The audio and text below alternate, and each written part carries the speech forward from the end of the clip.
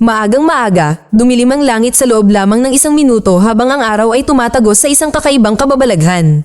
Sa New Zealand, nagising si Zack na puno ng pawis sa isang motel. Tumingin siya sa bintana at napansin na kakaiba ang itsura ng araw. Pagkatapos ay pumunta siya sa kusina para uminom ng tubig at binuksan ang radyo, ngunit static lang ang naririnig. Pagbalik niya sa kama, napansin niyang tumigil ang orasan, kaya kinapa niya ito hanggang sa gumalaw ang mga numero.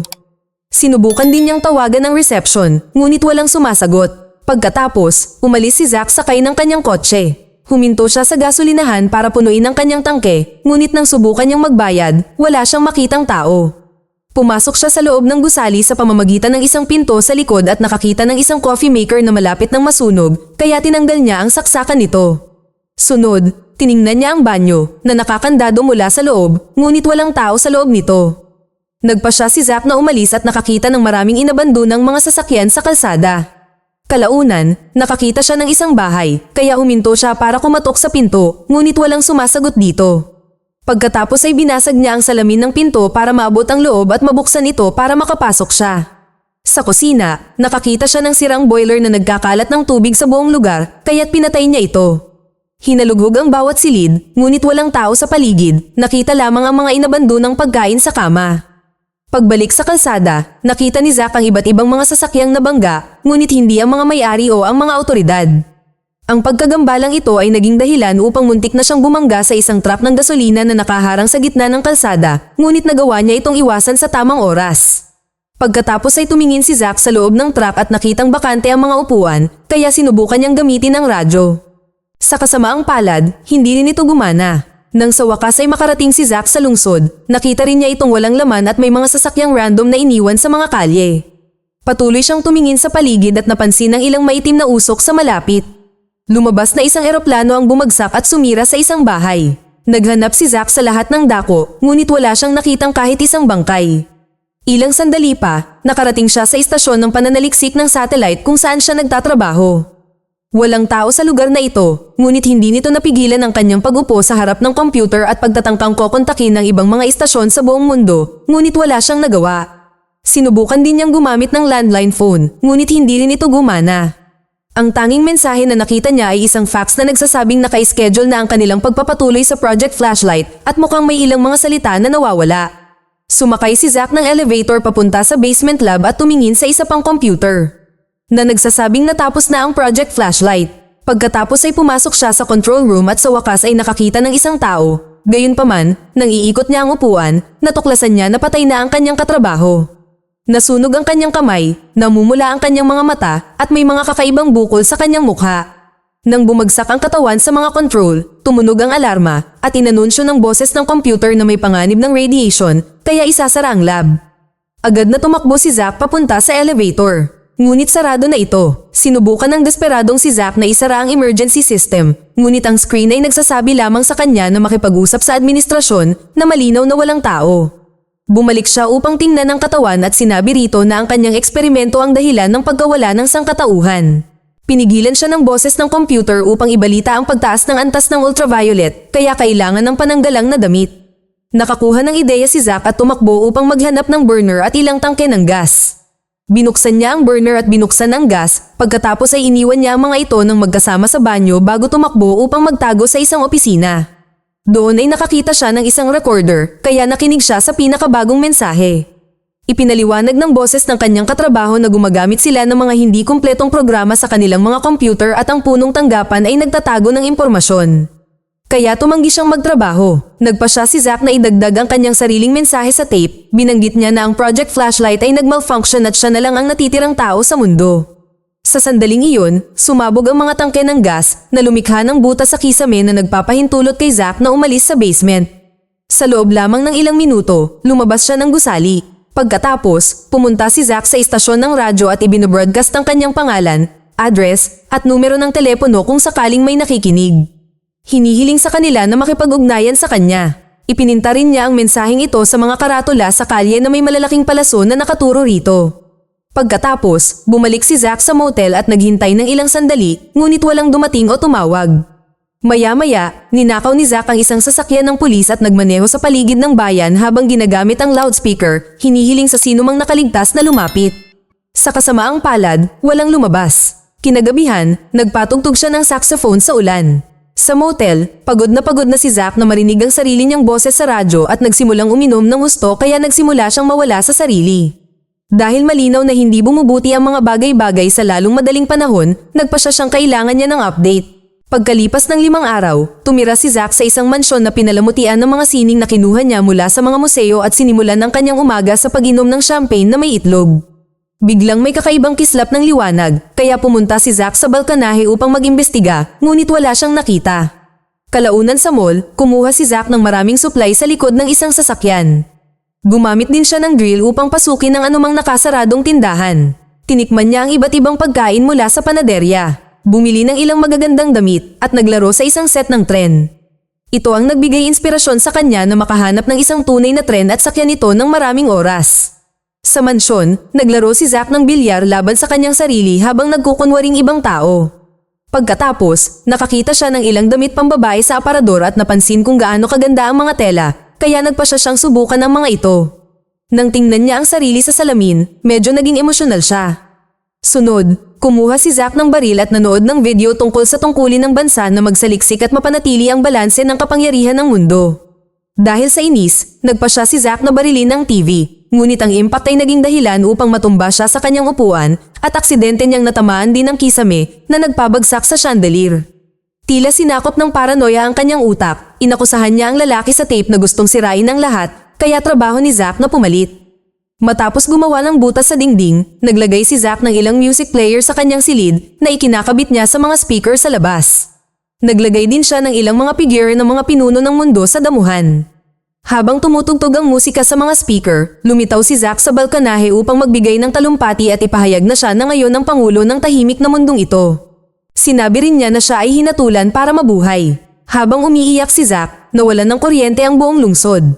Maya-maya, biglang pumasok si Zack sa isang simbahan na may dalang baril, naghahanap ng kung sino. Patuloy siyang sumisigaw ng, "Nasaan ka?" at nagbanta na magpapaputok kung hindi lalabas ang taong ito. Dahil walang nagpapakita, sinimulan niyang barilin ang estatwa sa harapan niya hanggang bumagsak ito. Gumamit din siya ng palakol para sirain ang isang set ng mga computer. Sinasabing siya na ngayon ang hari. Pagkatapos, nagmaneho siya ng isang malaking truck sa isang gasolinahan at aksidenteng nasagasaan ng isang pram.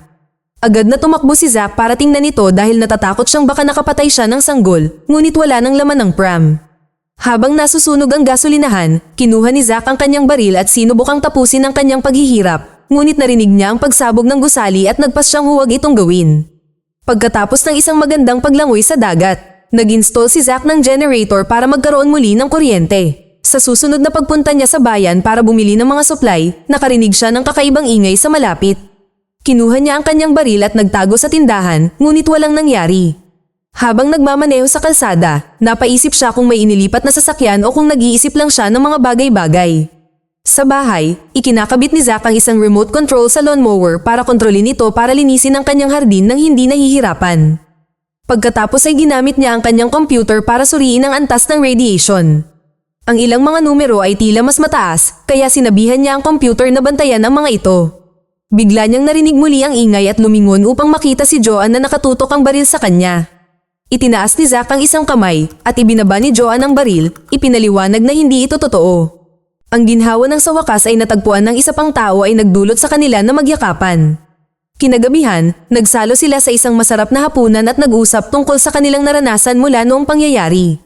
Sinabi ni Joanne na nakakita siya ng isang patay na sanggol sa ospital na puno ng mga uod, ngunit ang bata ay patay na wala pang 3 linggo. Binanggit ni Zack na ang tubig ay bumababa sa butas sa maling direksyon, kaya may pakiramdam siya na sila ay patay na o napunta sa ibang mundo. Kinabukasan, nagpasya silang maghanap ng mas maraming tao. May hangover si Zack dahil sa labis na pag-inom kagabi, kaya kinailangan ni Joanne na magmaneho. Sa gitna ng kalsada, natagpuan nila ang pinangyarihan ng isang banggaan kung saan may isang lalaking patay sa bintana ng kotse. May nahulog na gamot mula sa ambulansya at isang babae ang patay sa may pintuan. May hawak siyang radyo, ibig sabihin ay sinusubukan niyang humingi ng tulong. Naniniwala si Joanne na buhay pa ito pagkatapos ng aksidente. Ilang sandali pa, pinahinto ni Zack si Joanne sa sasakyan para magamit niya ang isang aparato para tingnan ang kalagayan ng anak. Tinanong niya si Joanne kung tumitibok ba ang araw at tumanggi ito, kaya itinapon niya ang kanyang aparato. Kinagabihan, nagpasya silang manatili sa isang motel. Habang kumakain, pinag-usapan nila ang posibilidad na makahanap pa ng mas maraming tao. Naisip ni Joanne na may iba pa, sila ay nakulong lamang o natatakot na umalis. Kinabukasan, sumakay sila ng iba't ibang sasakyan para masakop ang mas maraming lugar at makipag-ugnayan gamit ang mga walkie-talkie. Pumunta si Joanne sa ospital, ngunit hindi na niya makita ang patay na sanggol. Pumunta si Zack sa lokal na universidad at ikinonekta ang generator sa computer. Bigla, isa pang kakaibang ilaw ang kumikislap at may naramdaman si Zack na kakaiba sa hangin. Tinawagan siya ni Joanne para sabihin sa kanya na may naramdaman din siyang kakaiba. Pagkatapos ay tiningnan niya ang bilangguan habang hinahalongkat ni Zack ang library. Wala sa kanila ang nakakita ng kahit isang tao. Habang kumakain, sinabi ni Zack kay Joanne na ang Project Flashlight ay isang ideya ng mga Amerikano at ang ibang mga bansa ay tumutulong lamang. Ang mga Amerikano ay nag-eeksperimento sa mga transmisyon ng enerhiya sa pamamagitan ng isang grid na nakapalibot sa daigdig na magpapahintulot sa mga eroplano na lumipad nang hindi kinakailangang mag-refuel. Tinawag ito ni Joanne na isang kalokohan, ngunit iniisip ni Zack na walang patunay na ang kanilang eksperimento ang sanhi nito at iniisip na maaaring ginawa ito ng Diyos. Tumanggi si Joanne na maniwala na gagawin ito ng Diyos at nagkaroon ng breakdown, kaya inaliw siya ni Zack. Kinabukasan, nagising si Zack sa pagtunog ng telepono. Sinagot niya ito ngunit narinig niya si Joanne na nagpapanggap na receptionist. Dinalhan siya ng babae ng almusal sa kama at aksidente niyang natapon ng mainit na pagkain sa kanyang kandungan. Tila magkasama silang nagpalipas ng gabi at ngayon ay magkasintahan na sila.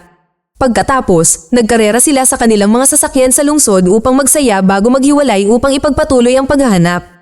Pumunta si Zack sa lawa at nagbasa ng ilang mga libro sa agham bago itala ang kanyang mga conclusion. Naniniwala siya na ang tela ng universo ay nabago at ngayon ay hindi matatag.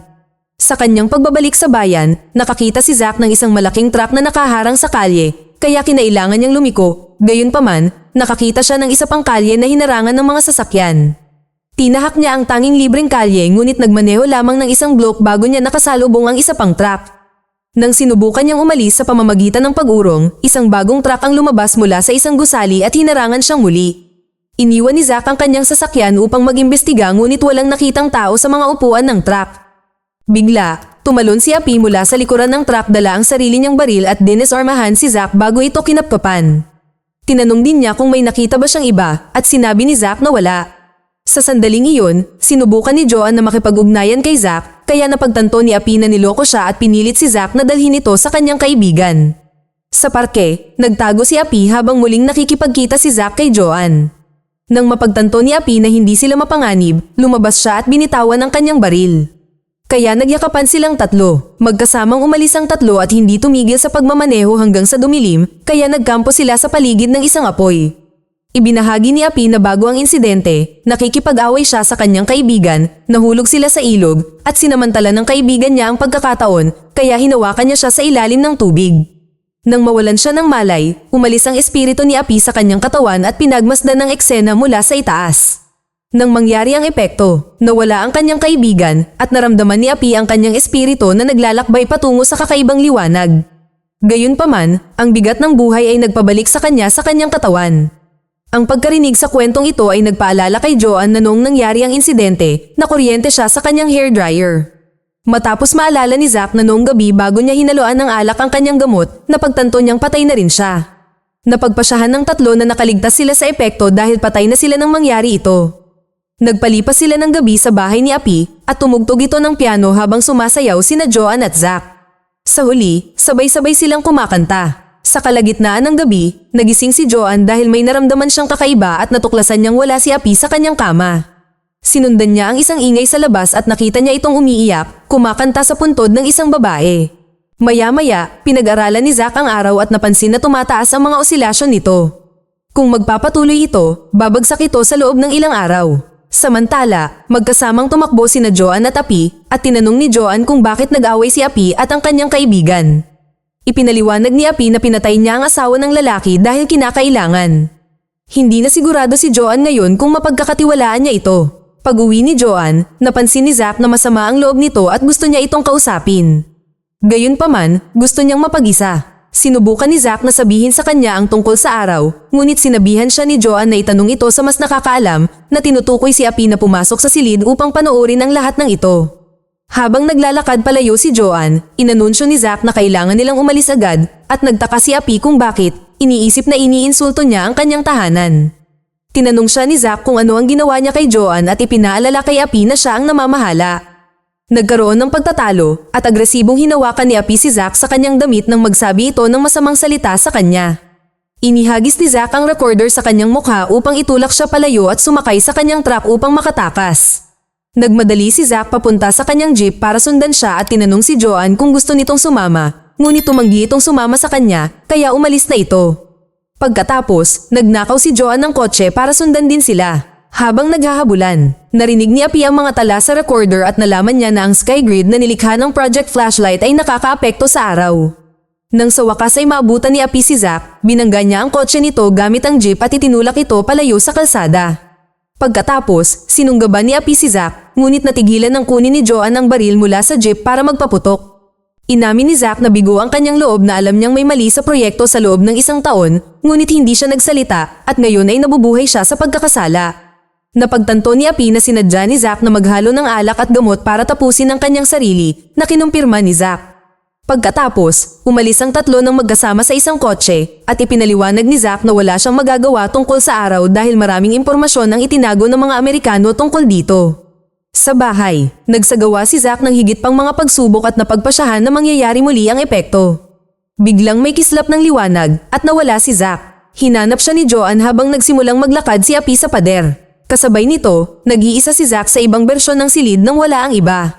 Naririnig niya si Joanne na tinatawag siya at hinanap niya ito sa labas, ngunit hindi niya ito makita. Naririnig din siya ni Joanne, ngunit hindi rin niya ito makita. Sa pag-aakalang tuluyan nang wala si Zack, inaliw ni na Joanne at Api ang isa't isa sa pamamagitan ng isang yakap. Gayunpaman, bumalik si Zack sa loob at madaling nakipagkita sa kanila. Sinabi niya na ito ay isang pagyanig lamang at sa susunod ay makikita na nila ang tunay na epekto. Naisip ni Api na dapat nilang ibaba ang grid upang malutas ito, kaya dinala niya ang kanyang mga kaibigan sa isang bodega ng militar at pinasabog ang pinto upang makapasok. Nakakita sila ng maraming truck at napakaraming pampasabog na magagamit nila upang sirain ang grid. Habang ikinakarga ang mga pampasabog sa isang truck, napagpasyahan ni Zack na hindi totoo sina Api at Joanne at nag-hallucinate lang siya. Pagkatapos ay minamaneho ni Api ang truck na may mga pampasabog habang sina Zack at Joanne ay sumakay sa isang kotse. Inisip ni Zack kung mas gusto ni Joanne si Api, kaya sinabi sa kanya ni Joanne ang tungkol sa krimen ni Api. Iniwas niya ang tingin sa kalsada para halikan ito at muntik nang bumangga sa isang truck, ngunit nagawa ni Zack na ilipat ang sasakyan sa tamang oras. Nang dumating si Api, hininto niya ang kanyang truck dahil wala ng lugar para dumaan at inanunsyo na itutulak niya ang kabilang truck palayo sa daan. Nagtago sina Joanne at Zack sa likod ng kanilang sasakyan habang dahan-daang itinutulak ni Api ang kabilang truck ng ilang beses ngunit walang nangyari. Pagkatapos ay umatras si Api ng 1 milya at nagsimulang magmaneho ng buong bilis. Dahilan para maggasgasan ang 2 truck. Mabuti na lang at walang nangyaring banggaan at ligtas na nakarating sa kabilang panig ang sasakyan na may dalang pampasabog. Nagpasya si Joanne na sumama kay Api kaya kinailangan silang sundan ni Zack ng mag-isa sa sasakyan. Ilang minuto ang lumipas, narinig ni Zack ang pagbip ng kanyang device at sinubukang tawagan ng iba, ngunit pinatay ni Api ang walkie-talkie. Isang galit na si Zack ang nagpatakbo ng mabilis para makarating sa gilid ng truck at sigawan sila. Gayunpaman, kinailangang huminto ang parehong sasakyan nang makakita sila ng isang one-lane na tulay. Habang palihim na magkahawak kamay sina Api at Joanne, ipinaliwanag ni Zack na hindi sila maaaring lumapit pa dahil masyadong mataas ang antas ng radiation. Pinagmasdan ng tatlo ang laboratorio mula sa malayo at nagkaroon ng ideya si Zack, maaari nilang gamitin ang kanyang remote control para gabayan ang truck nang walang sinuman sa loob. Kailangang pumunta si Zack sa bayan para kunin ito. At nagalok si Joanne na sumama sa kanya, ngunit tinanggihan siya nito. Pagkaalis niya, nagbembangan sina Api at Joanne. Nang matapos sila, inamin ni Api na sa palagay niya ay hindi gagana ang kontrol at kailangan niyang imaneho ang truck. Ilang minuto ang lumipas, narinig ng bagong magkasintahan ng paglapit ng truck, ngunit masyadong maaga para makabalik si Zack mula sa bayan. Tumingin sila sa labas at natuklasan na hindi umalis si Zack, siya na ngayon ang nagmamaneho ng truck na may mga pampasabog na konektado sa kanyang puso. Itinulak ni Zack ang truck sa lugar na sinira niya noong una niyang pagtakas at lumapag malapit sa katawan ng kanyang katrabaho. Pagkatapos ay pinasabog niya ang mga bomba na nagpasabog sa buong laboratorio na may isang malakas na pagsabog. Pagkatapos ng ilang minutong pagkakita sa mahiwagang liwanag, nagising si Zack sa isang dalampasigan. Sa abot tanaw, isang napakalaking planeta na may singsing ang tumataas sa ibabaw ng mga kakaibang ulap. Mag-subscribe para sa higit pang mga video na tulad nito, i-on ang notification at mag-iwan ng like para matulungan ang aming channel. Salamat sa panunood.